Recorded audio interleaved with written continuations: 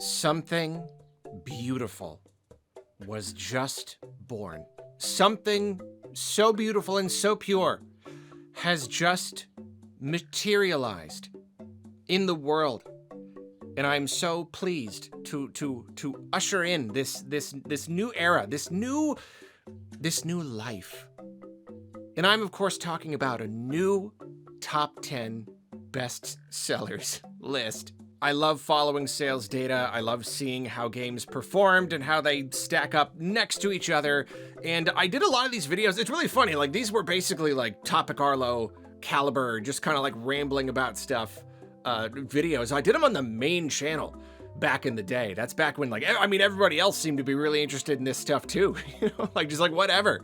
If it was about the Switch, people wanted to see it and hear about it. And those really were the good days. Those were like, we had it really, really good, because back in the early days of the Switch, Nintendo just kept putting out these games that would perform so well, and we would get these like big shakeups on the top 10. You know, I remembered when like some of the smaller games were still on the top 10, but then they would kind of get bumped out as big games came, and like it was just always really just exciting and interesting to see what would happen.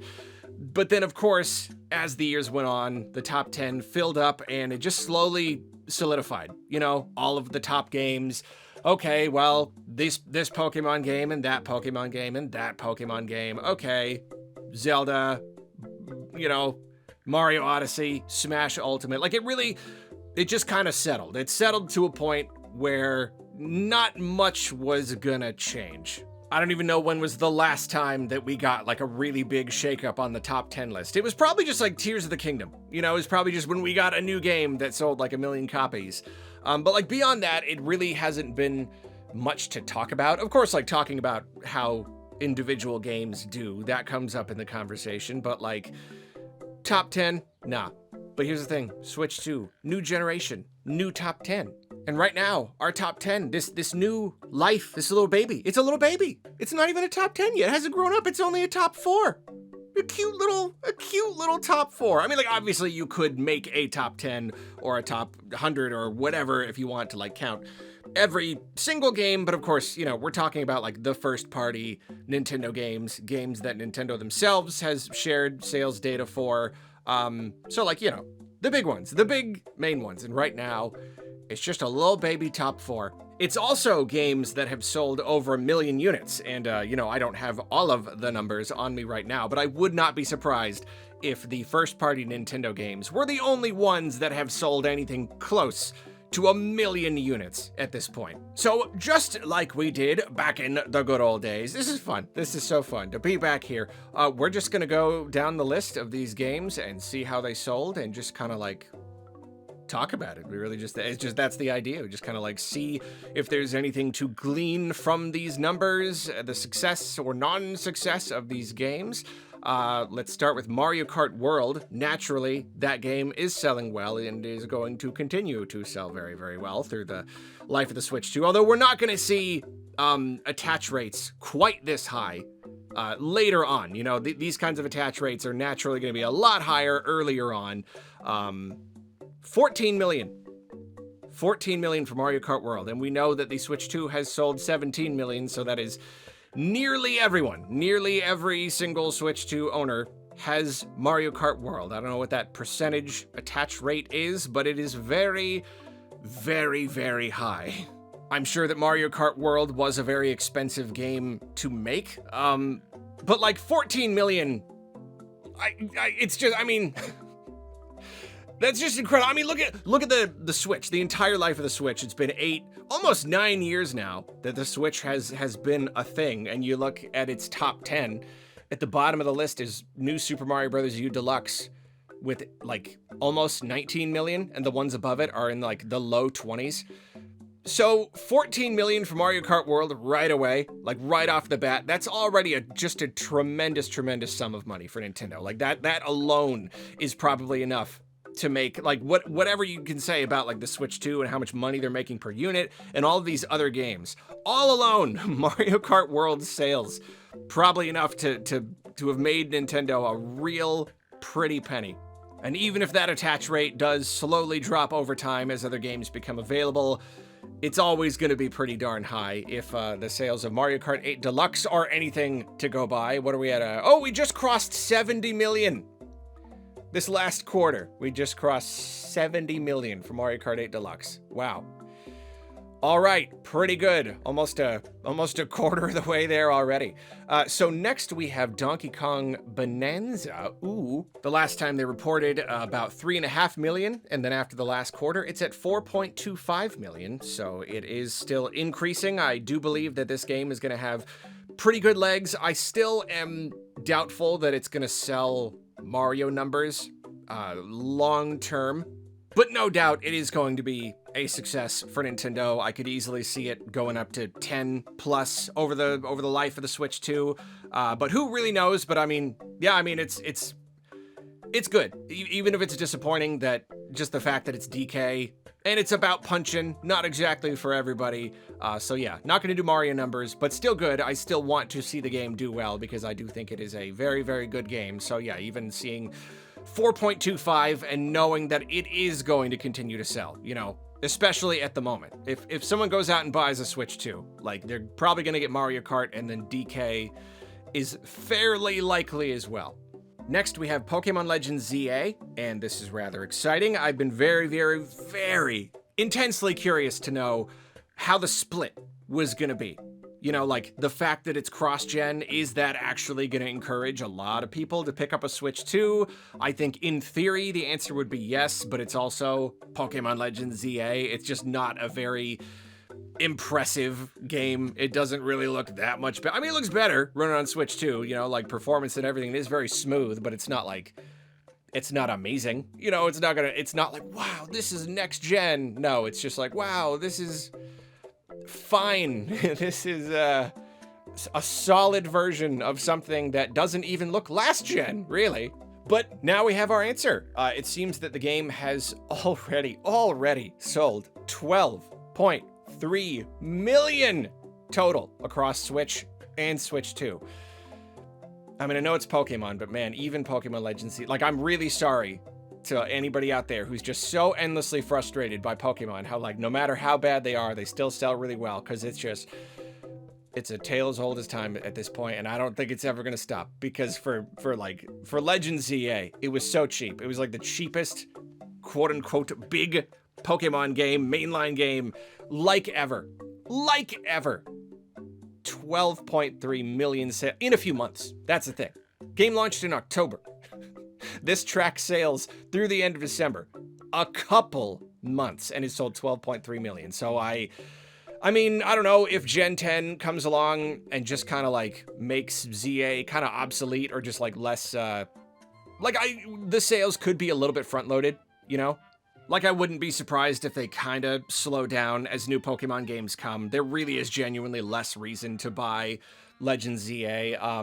But I really don't know. Yeah, because I'm looking at the Switch top 10, and Scarlet and Violet and Sword and Shield, the mainline ones, or, you know, the mainline ones, you know, those ones got those numbers, but Legends Arceus is not on the list. It still sold really well, just not enough to be in the top 10. Could probably see about the same for ZA. But yeah, anyway, we'll see. And then the real point is the split. If it sold 12.3 million total, it seems that 3.89 million were on Switch 2. So, I mean, yeah, we have our answer. It did not spur a humongous amount of people to go out and get Switch 2s. It didn't lead to like an enormous bump in Switch 2 sales at launch. But it still did okay. It still did fine. You know, like a little under a third. A little under, no, I guess it would be a quarter if you split it up among the whole thing. No, it's definitely a third. I love numbers, but I'm terrible with numbers. So yeah, a little under a third of people bought it on Switch 2, and the rest were just fine playing on Switch, which is like, yeah, I mean, I want to be a little surprised, because man, yeah, like, I really did appreciate that it ran so smoothly on Switch 2. I almost like couldn't imagine playing a worse version of it, because it already didn't really look great. But at the same time, like, it's Pokemon. We're used to it, right? Like, if it wasn't on Switch 2, I would have played it on the original Switch, and I would have just been like, whatever. So I think a lot of people are used to just being like, whatever. I don't want to buy Switch 2 yet. I don't want to pay $10 extra for this game that's already not that great. So yeah, no, I guess it does make sense. So that's the third item on the list, and then the fourth item on the list, our little guy, Kirby Air Riders, at 1.76 million. And you know what? That's not too bad. I never had really super high hopes for Kirby Air Riders. You know, Kirby as a series has a very, very passionate, dedicated fan base. But the games, they don't really like the series hasn't grown a ton over the years. You know, it's kind of like a comfortable, like lower to middle kind of tier Nintendo series, you know, like a few million per. Obviously Forgotten Land, that kind of blew things up, and that was really appealing to a broader audience, and that sold really well. That was a best-selling Kirby game. So for Air Riders, I wasn't really sure, because it's like, it is a Kirby game, got the dedicated fan base, but then it's like, it's a racing game. It's got a little bit of competition with Mario Kart and with like Sonic, and it's just, you know, it's more of a specific genre that not everybody's going to be into. So yeah, I really didn't know what to expect for Kirby Air Riders, and I think 1.76 on its way to 2 million after still basically just like a few months. I think that's pretty good. I think this game should have at least okay legs, you know. The games that aren't like the really, really huge tentpole series, like those are the ones that usually have legs, which is funny.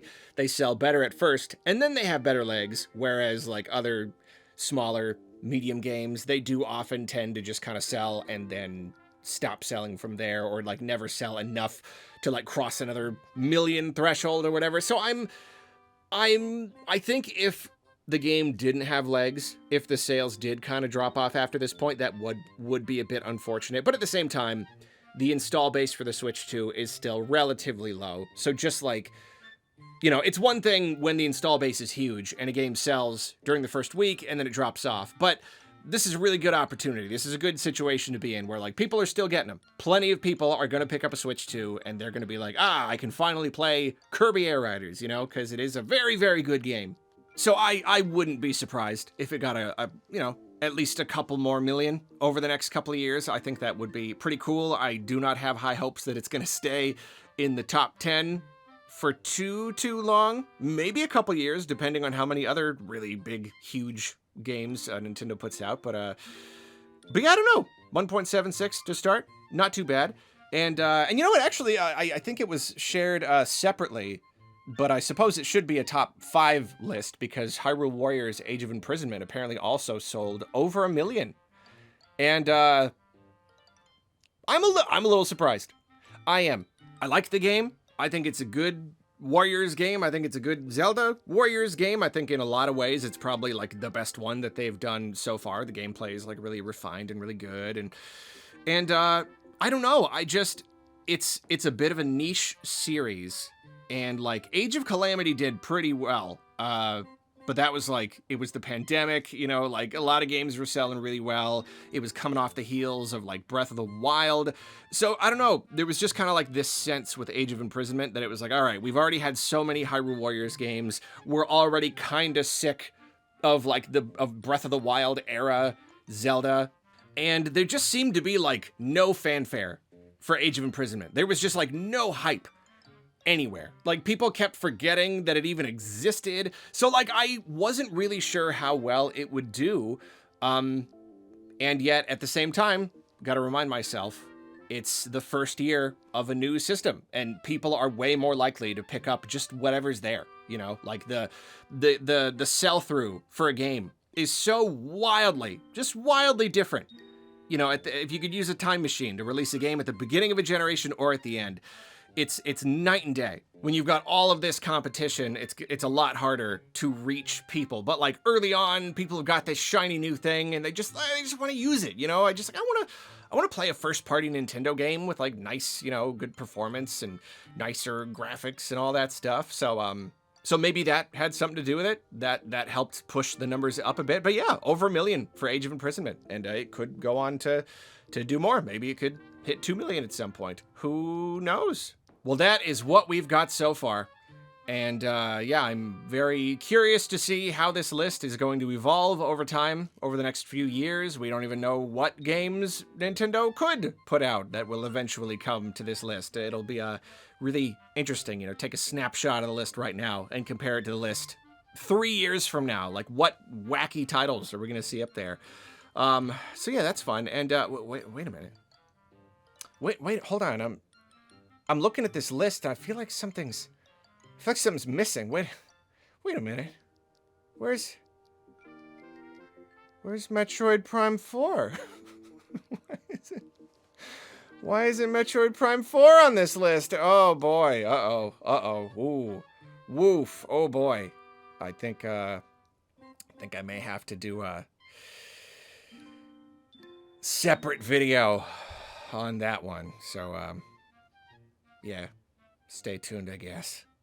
Oh.